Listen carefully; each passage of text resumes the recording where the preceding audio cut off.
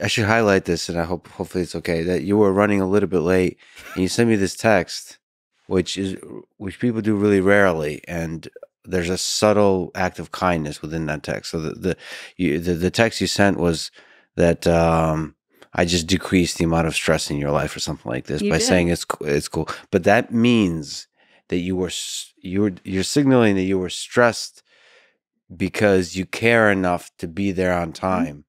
And that was like that made me feel really special. I was like, oh, people You're a don't brilliant off guy. don't always do that because that makes you vulnerable. Vulnerable.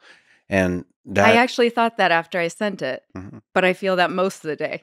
Any interaction, like, oh God, I just exposed myself. But absolutely, I was excited to be here, and I didn't want you to think that I didn't care.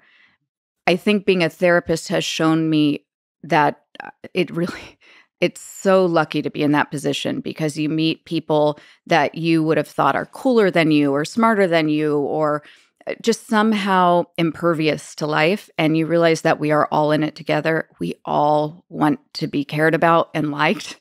We all want to be liked as a baseline. Some people will say they don't care, but everybody does. It's human.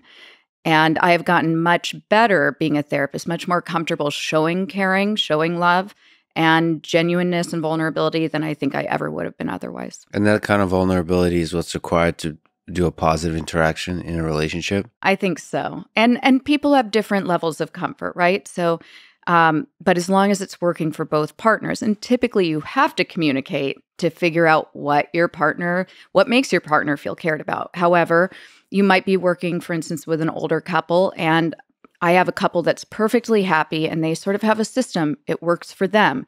If there's some sort of a rupture, if they get in some sort of a disagreement, they don't talk it out. She might go to the store, run an errand, do a little shopping. He'll work in the wood shop, and then they'll come back. And there is a repair attempt, though. But Hmm. it's maybe she'll say, "Hey, do you want to have dinner? Or come, I made your favorite dinner," and or he'll say, "Hey, I recorded your favorite show. You want to watch it tonight?"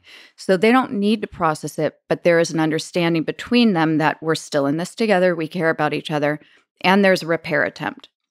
Most people need to be able to process it verbally and talk about what happened, Oh, but not interesting. all. So for most people, if there's a conflict, you should talk about it and resolve it and repair it versus like just put it behind you.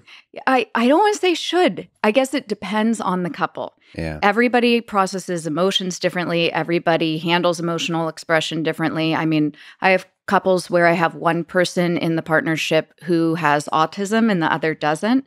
And so they're obviously going to have different ways of communicating or processing what happened. We all have different perspectives.